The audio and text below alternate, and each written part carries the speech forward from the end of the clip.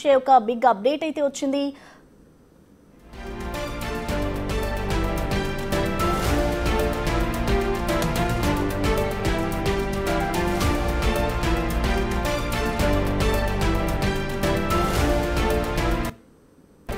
Kurnool bus ప్రమాదంలో కొత్త twist అయితే ఇప్పుడు వెలుగులోకి వచ్చింది. బైక్ ను అసలు బస్సే ఢీకొట్టలేదంటున్నారు కర్నూలు జిల్లా ఎస్పీ.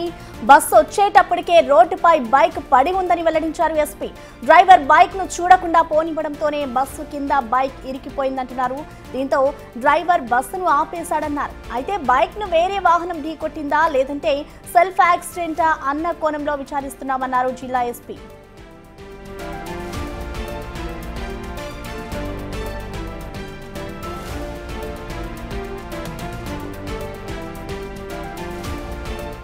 కర్నూలు బస్సు ప్రమాదంకి సంబంధించి ఇప్పుడు కొత్త ట్విస్ట్ అయితే వెలుగులోకి వస్తోంది. బైక్ ను అసలు బస్సు ఢీకొట్టలేదు అంటూ కూడా చెప్తున్నారు కర్నూలు జిల్లా ఎస్పీ. బస్సు వచ్చేటప్పటికే ఇటు రోడ్డుపై బైక్ పడి ఉందని అంటూ కూడా వెల్లడిస్తున్నారు. డ్రైవర్ బైక్ ను చూడకుండా పోనివ్వడంతోనే బస్సు కింద బైక్ ఇరుక్కుపోయిందంటున్నారు.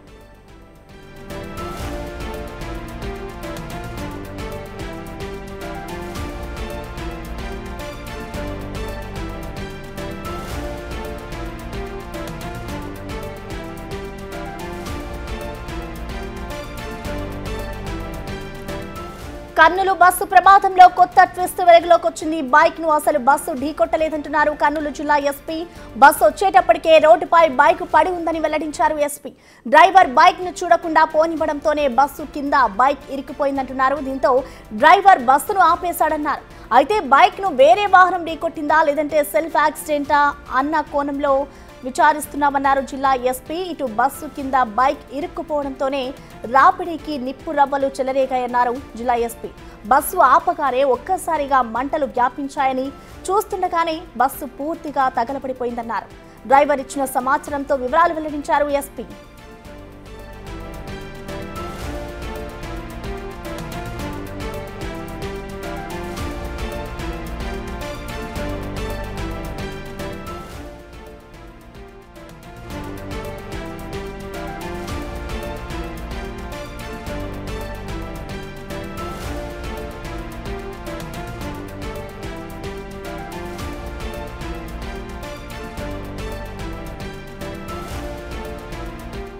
రైట్, ఇక ఏదైతే కర్నూలు హైవే మీద బస్సు ప్రమాదం జరిగిందో ఆ ప్రమాదానికి సంబంధించి కూడా ఇటు కర్నూలు ఎస్పీ అయితే ఒక క్లారిటీ ఇస్తున్నారు. ఇప్పటి వరకు కూడా అందరూ ఉదయం ఎప్పుడైతే ఈ ప్రమాదం జరిగిందో అప్పటి నుంచి కూడా ఇటు బస్సే బైక్ ను ఢీకొట్టింది అంటూ కూడా అందరూ అనుకున్నారు. కానీ దానికి సంబంధించి కూడా ఇటు డ్రైవర్ ని అదుపులోకి తీసుకున్న తర్వాత ఆయన ఇచ్చిన సమాచారం ప్రకారం ఇటు ఎస్పీ అయితే ఒక ప్రకటన విడుదల చేస్తున్నారు. బస్సు అసలు బైక్ ను ఢీకొట్టలేదు.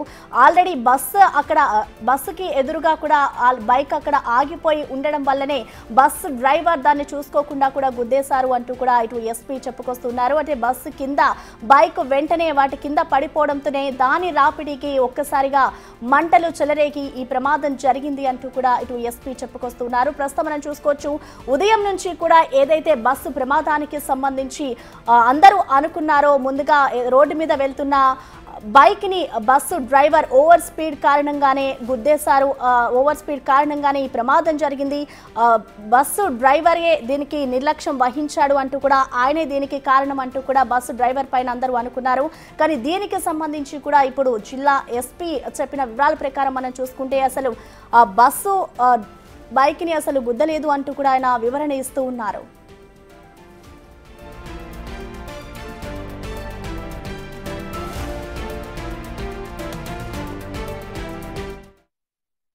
టూ వీలర్ ఎవరు నడుపుతున్నారు, ఆ బస్సు రాకముందే అక్కడ టూ వీలర్ పడి ఉంది.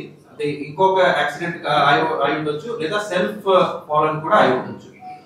సో బస్సు టూ వీలర్ దాకా వచ్చి అక్కడ స్టక్ అయింది. టూ వీలర్ స్టక్ అయిన వల్ల స్పార్క్ వచ్చాయి. ఆ స్పార్క్ వల్ల ఇనిషియల్ ఫైర్ స్టార్ట్ అయింది. సో ఇప్పుడు దాకా ఉన్న ఇన్వెస్టిగేషన్ రివీల్స్ దీస్ ఫ్యాక్ట్స్.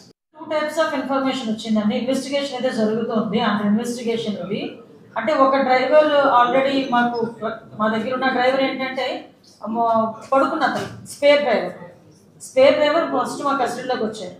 అతను చెప్పింది ఏంటంటే శబ్దం వచ్చింది, నన్ను వచ్చి లేపారు, నేను వెళ్ళి వెనకాతలకి వెళ్ళి ఆ గేర్ రాడ్ ఏదో సంథింగ్ రాడ్తో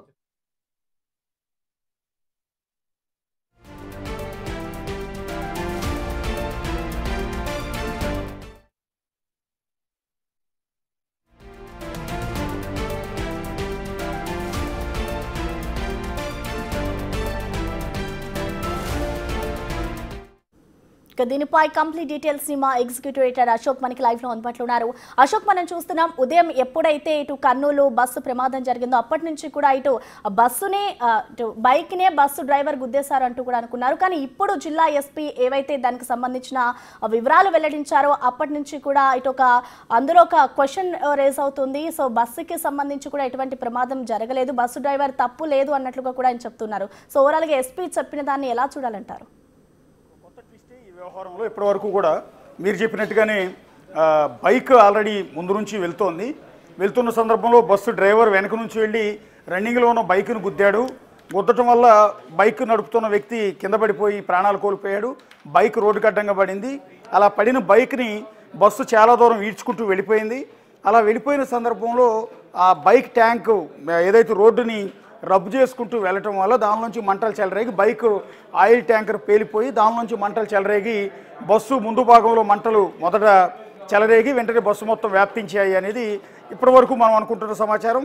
ప్రత్యక్ష సాక్షులు, బస్సులో ఉన్న వ్యక్తులు అందరూ కూడా, అందులోంచి బయటపడిన వాళ్ళు అందరూ కూడా చెప్పిన మాట ఇది. కానీ కొద్దిసేపటి క్రితం ఎస్పీ విక్రాంత్ పాటిల్ ఒక కొత్త ట్విస్ట్, కొత్త సమాచారం చెప్పారు. బేసిక్గా ఆ బస్సు అక్కడికి ఆ స్పాట్కి చేరుకునేటప్పటికే రోడ్డుకి అడ్డంగా బైక్ పడిపోయి ఉంది, ఆల్రెడీ యాక్సిడెంట్ అయ్యి ఉంది. ఆ యాక్సిడెంట్ అంటే బిఫోర్ ఒక వాహనం ఈ పల్సర్ బైక్ మీద వెళ్తున్న వ్యక్తిని ఢీకొని ఉండొచ్చు, లేదా పల్సర్ బండి నడుపుకుంటూ వెళ్తున్న వ్యక్తి సెల్ఫ్గానే వర్షం పడుతుంది కాబట్టి బండి స్కిడ్ అయ్యి బైక్ అన్నా పడిపోయి ఉండొచ్చు. ఆల్రెడీ బస్సు అక్కడికి వెళ్ళేటప్పటికే సో బండి రోడ్డుకి అడ్డంగా పడిపోయి ఉంది. ఆల్రెడీ 130-140 కిలోమీటర్ల వేగంతో వెళ్తున్న ఈ ట్రావెల్స్ బస్సు రోడ్డుకి అడ్డంగా పడిపోయి ఉన్న బైక్ని గమనించకపోవటం వల్ల ఆ డ్రైవర్ దాన్ని బస్సుతో సహా నెట్టుకుంటూ ముందుకు వెళ్ళిపోవటం, దాంతో మంటలు చెలరేగాయి అనేది ఇప్పుడు ఎస్పీ చెప్పిన ఒక సంచలనమైన ప్రకటన. ఎందుకు ఎస్పీ చెప్పారు అంటే బస్సు డ్రైవర్లు ఇద్దరు కూడా సేఫ్గా ప్రాణాలతో బయటపడ్డారు. మంటలు చెలరేగిన వెంటనే వాళ్ళిద్దరూ అద్దాలు పగలగొట్టి బయటకు వచ్చారు. ప్రస్తుతం హాస్పిటల్లో ఉన్నారు, పోలీసులు అదుపులోనే ఉన్నారు వాళ్ళు. సో వాళ్ళని విచారించినప్పుడు ఆ టైంలో బస్సు నడుపుతున్న డ్రైవర్ ఇచ్చిన సమాచారం మేరకే ఎస్పీ విక్రాంత్ పాటిల్ ఈ ప్రకటన చేశారు అనేది చాలా క్లియర్గా అర్థమవుతుంది. సో జనాలందరికీ అర్థం కావాల్సింది ఏంటంటే వాస్తవానికి బైక్ని, పల్సర్ బైక్ని travels bus Vemuri Kaveri travels bus గుద్దలేదు. గుద్దటం వల్ల బైకర్ చనిపోలేదు, బైక్ రోడ్డుకి అడ్డంగా పడలేదు. ఆల్రెడీ అక్కడ యాక్సిడెంట్ జరిగింది. ఆ యాక్సిడెంట్ వేరే వాహనం వచ్చి గుద్దిందా, లేకపోతే సెల్ఫ్గానే బండి స్కిడ్ అయ్యి అక్కడ పడిపోయి ఉందా అన్నది ఇంకా క్లారిటీ రావాల్సి ఉంటుంది. దాని మీద కూడా ఇన్వెస్టిగేషన్ చేస్తున్నాను. ఎందుకంటే బైకర్ ఆల్రెడీ చనిపోయి ఉన్నాడు. ఇప్పటి వరకు అనుకుంటుంది ఏంటంటే బస్సు డ్రైవరే ఆ బైకర్ని గుద్దాడు, ఇతను గుద్దటం వల్లే బైకర్ కూడా చనిపోయాడు, బైక్ రోడ్డుకి అడ్డంగా పడింది, అది పెద్ద బైక్ కాబట్టి బస్సు కింది వరకు వెళ్ళిపోయిన బైక్ని అట్లా 300 మీటర్ల వరకు ఈడ్చుకుంటూ వెళ్ళాడు అనేది. ఎందుకంటే ఈడ్చుకుంటూ వెళ్ళినట్టు రోడ్డు మీద గుర్తులు అయితే చాలా క్లియర్గా ఉన్నాయి. అలా ఈడ్చుకుంటూ వెళ్తున్న సందర్భంలోనే బైకులోంచి మంటలు చెలరేగి ఫైర్ అంటింది అనేది ఇప్పటివరకు అనుకుంటుంది. ఇప్పుడు అది కాదు అనేది ఎస్పీ చెప్తున్నమాట. దీన్ని బట్టి మనం ఇంకా ఇన్వెస్టిగేషన్లో కొత్త విషయాలు బయటకు వచ్చే అవకాశం ఉంటుంది. అసలు ఈ బైక్ను గుద్దిన వ్యక్తి ఎవరు గుద్దారు? సో సెల్ఫ్గానే స్కిడ్ అయి పడిపోయిందా, వేరే వెహికల్ ఏమైనా గుద్దిందా? సో ఇది కనుక తెలిస్తే కేసులో కొత్త కోణాలు మనకు వెలుగులోకి వచ్చే అవకాశం ఉంటుంది. ఎందుకంటే 20 మందికి పైగా ప్రాణాలు పోయిన ఈ సంచలనమైన ఘటనలో, ఈ బాధాకరమైన ఈ ఘటనకి సంబంధించి ఇంత పెద్ద బస్సు తగలబడిపోవటం కారణం ఒక చిన్న బైక్. ఎందుకంటే బస్సులో ఒక టైర్ అంత సైజు కూడా ఉండదు ఆ బైక్. నిజం చెప్పాలి అంటే ప్రమాదానికి గురైన పల్సర్ బైక్ అనేది ఈ ఎంటైర్ బస్సులో ఒక టైర్ అంత సైజు కూడా ఉండదు. సో అంత చిన్న బైక్ ఈరోజు ఇంత పెద్ద బస్సుని తగలబెట్టింది, 20 మందికి పైగా ప్రాణాలు తీసింది. సో ఇక్కడ ఆ బైకర్ నిర్లక్ష్యంతో రోడ్డుకి అడ్డంగా నడుపుతుంటే ఇతనికి స్పీడ్ కంట్రోల్ లేక బస్సు డ్రైవర్ అతను గుద్దుంటాడేమో అని సహజంగా అనుకునే అనుమానాలు. కానీ ఇక్కడ ఆల్రెడీ యాక్సిడెంట్ అయి ఉన్న బైక్ని బేసిక్గా ఈ ట్రావెల్స్ బస్సులు ఏవైనా సరే హైవే మీద 130-140 స్పీడ్లో వెళ్తాయి. సో ఇంక అంతకన్నా ఎక్కువ వెళ్ళే అవకాశం లేదు. 120 నుంచి 130-140 స్పీడ్ వరకు కూడా వెళ్తుంటాయి. రోడ్డు విశాలంగా ఉంటుంది, రోడ్డు నీట్గా ఉంటుంది, గోతులు ఉండే అవకాశం లేదు కాబట్టి విపరీతమైన స్పీడ్తో వెళ్తారు. అలా స్పీడ్లో వెళ్ళిన సందర్భంలో హైవే మీద ఎక్కడా కూడా పెద్దగా లైట్లు ఉండవు. కొన్ని చోట్ల సెంటర్లు, పెద్ద సెంటర్లు వచ్చిన చోట మాత్రమే స్ట్రీట్ లైట్స్ ఉంటాయి. మిగిలిన చోట్ల చీకటిగానే ఉంటుంది. ఓన్లీ బస్సు నుంచి పడే లైట్ ఆధారంగానే డ్రైవ్ చేసుకుంటూ వెళ్ళాలి. ఆ బస్సు లైటు కొద్ది దూరం వరకు ఫోకస్ పడుతూ ఉంటుంది, ఎదురుగా ఏముందో కనపడుతూ ఉంటుంది.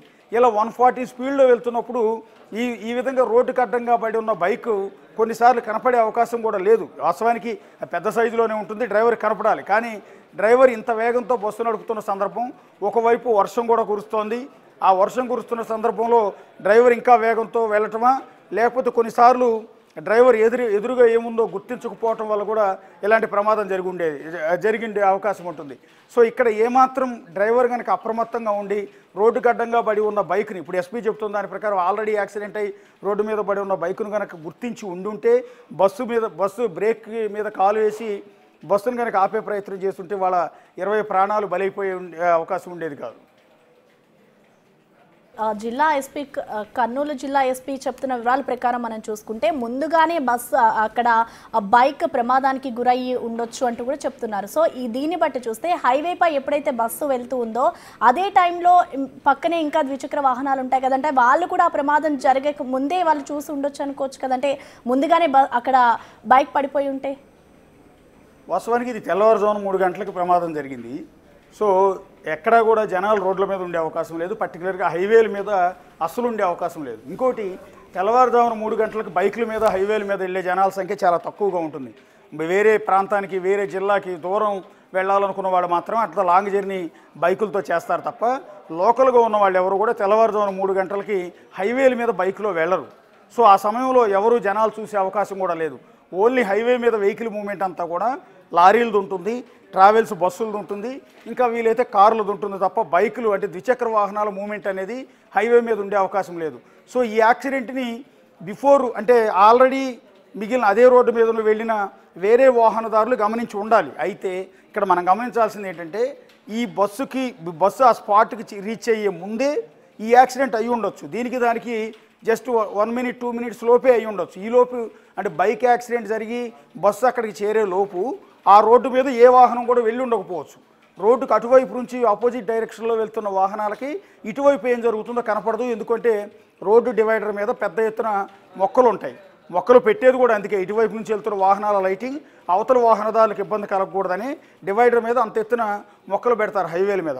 సో ఆ మొక్కల వల్ల ఇటువైపు అప్పటికి ఆల్రెడీ బైక్ యాక్సిడెంట్ జరిగి బైక్ రోడ్డు మీద పడిపోయన్న విషయం అవతలి వాహనదారులకు తెలిసే అవకాశం లేదు. రెండోది, ఈ బస్సు ఏదైతే ట్రావెల్స్ బస్సు ఈ బైక్ దగ్గరికి రీచ్ అయ్యే లోపు వేరే వాహనం ఏది కూడా ఆ రూట్ నుంచి వెళ్ళి ఉండకపోవచ్చు. ఆ వాహనాన్ని వేరే ఏదైనా వాహనం గుద్ది ఉంటే ఆ వాహనం తప్ప వేరే వాహనం వెళ్ళి ఉండకపోవచ్చు. ఒకవేళ వేరే వాహనం ఏదైనా కారు కానీ ఇంకొక లారీ కానీ ఇంకో వెహికల్ కానీ ఏదైనా ఎల్లుంటే బహుశా రోడ్డు మీద పడిపోయిన ఈ వాహనదారుణ్ణి కాపాడే ప్రయత్నం చేస్తుండేవారు. ఈ బైక్ రోడ్డుకి అడ్డంగా పడి ఉంది కాబట్టి వెనుక నుంచి వస్తున్న వాహనాన్ని అప్రమత్తమైన చేసుండేవారు. ఎందుకంటే బైక్ రోడ్డుకి అడ్డంగా పడి ఉంది కాబట్టి ఆ వాహనం ఖచ్చితంగా అక్కడ ఆగి ఉండేది. అలా ఆగి ఉండుంటే వెనకొచ్చిన ఈ ట్రావెల్స్ బస్సు కూడా బహుశా ఆపి ఉండేవాళ్ళు. సో ఈ మనకు అర్థమవుతున్నది ఏంటంటే బైక్ ఆల్రెడీ అక్కడ రోడ్డు మీద పడిపోయి ఉన్న తర్వాత ఈ బస్సు అక్కడికి రీచ్ అయ్యే ఆ గ్యాప్లో ఏ ఒక్క వాహనం కూడా ఈ రోడ్లోంచి వెళ్ళలేదు. అలా వెళ్ళకపోవటం వల్లే బైక్ అక్కడ రోడ్డు మీదే పడి ఉంది. ఆ రోడ్డు మీద పడి ఉన్న బైక్ని బస్సు వచ్చి ఢీకొంది, దాన్ని ఈడ్చుకుంటూ వెళ్ళింది. ఈ అగ్ని ప్రమాదం జరిగింది. దాని ప్రకారం చూసుకుంటే ఇప్పుడు 19 మంది మరణించడానికి బాధ్యులు ఎవరు అనుకోవచ్చు అంటే ఇటు డ్రైవర్ అతి వేగం కూడా నిర్లక్ష్యానికి కూడా కారణం అయ్యి అనుకోవచ్చు అంటారా? బైకర్ నిర్లక్ష్యం అని అనడానికి లేదు. బైకర్ని ఎవరైతే ఢీకొన్నారో ఆ వాహనదారులది తప్పది. అంటే అశోక్ బస్సు డ్రైవర్ నిర్లక్ష్యం కూడా అయ్యి ఉండొచ్చు అంటారా? బస్సు డ్రైవర్ది ఇక్కడ నిర్లక్ష్యం క్లియర్గా. ఎందుకంటే అంత స్పీడ్ వెళ్ళటం అనేది మొదటి తప్పు. రెండోది, అంత స్పీడ్లో వెళ్తున్నప్పుడు ఎదురుగా రోడ్డు మీద ఏం పడి ఉన్నాయి. అశోక్ ఒక్కసారి మీరు హోల్డ్లో ఉండండి. అసలు ఎస్పీ ఏం చెప్పారనేది ఒకసారి చూద్దాం. డ్రైవర్ ఎవరున్నారు ఆ లక్ష్మయ్య, ఆయన మా అదుపులకు వచ్చారు. ఆయన చెప్పిన ప్రకారం ఆ టైంలో దాదాపు 3 o'clock వర్షం పడతా ఉంది. వర్షం పడే టైంలో సడన్లీ ఈ హర్డ్ అ సౌండ్. సో ఏమని చూసుకోకుండా కొంచెం మళ్ళీ ఒక 20 అడుగులు వెనక్కి తీసుకున్నారు బస్సు. కింద దిగి చూస్తే దాంట్లో ఒక బండి ఉంది. సో మనకున్న ఇప్పుడు యాజ్ ఆఫ్ నో ఇన్వెస్టిగేషన్ లో 2 వీలర్ ఎవరు నడుపుతున్నారు ఆ బస్సు రాకముందే అక్కడ 2 వీలర్ పడి ఉంది. అది ఇంకొక యాక్సిడెంట్ అయి ఉండొచ్చు, లేదా సెల్ఫ్ ఫాల్ కూడా అయి ఉండొచ్చు. సో బస్సు 2 వీలర్ దాకా వచ్చి అక్కడ స్టక్ అయింది. 2 వీలర్ స్టక్ అయిన వల్ల స్పార్క్ వచ్చాయి. ఆ స్పార్క్ వల్ల ఇనిషియల్ ఫైర్ స్టార్ట్ అయింది. సో ఇప్పుడు దాకా ఉన్న ఇన్వెస్టిగేషన్ రివీల్స్ దీస్ ఫ్యాక్ట్స్. ఒక హాఫ్ అన్ అవర్ ముందే ఇప్పుడు మెయిన్ డ్రైవర్ ఎవరున్నారు ఆ లక్ష్మయ్య ఆయన మా అదుపులోకి వచ్చారు. ఆయన చెప్పిన ప్రకారం ఆ టైంలో దాదాపు 3 o'clock వర్షం పడతా ఉంది. వర్షం పడే టైంలో సడన్లీ ఈ హర్డ్ అ సౌండ్. సో ఏమని చూసుకోకుండా కొంచెం మళ్ళీ ఒక 20 అడుగులు వెనక్కి తీసుకున్నారు బస్సు. కింద దిగి చూస్తే దాంట్లో ఒక బండి ఉంది. సో మనకున్న ఇప్పుడు యాజ్ ఆఫ్ నో ఇన్వెస్టిగేషన్ లో 2 వీలర్ ఎవరు నడుపుతున్నారు ఆ బస్సు రాకముందే అక్కడ 2 వీలర్ పడి ఉంది. అది ఇంకొక యాక్సిడెంట్ అయి ఉండొచ్చు లేదా సెల్ఫ్ ఫాల్ కూడా అయి ఉండొచ్చు. సో బస్సు 2 వీలర్ దాకా వచ్చి అక్కడ స్టక్ అయింది. 2 వీలర్ స్టక్ అయిన వల్ల స్పార్క్ వచ్చాయి. ఆ స్పార్క్ వల్ల ఇనిషియల్ ఫైర్ స్టార్ట్ అయింది. సో ఇప్పుడు దాకా ఉన్న ఇన్వెస్టిగేషన్ రివీల్స్ దీస్ ఫ్యాక్ట్స్. ఒక హాఫ్ అన్ అవర్ ముందే ఇప్పుడు మెయిన్ డ్రైవర్ ఎవరున్నారు ఆ లక్ష్మయ్య ఆయన మా అదుపులోకి వచ్చారు. ఆయన చెప్పిన ప్రకారం ఆ టైంలో దాదాపు 3 o'clock వర్షం పడతా ఉంది. వర్షం పడే టైంలో సడన్లీ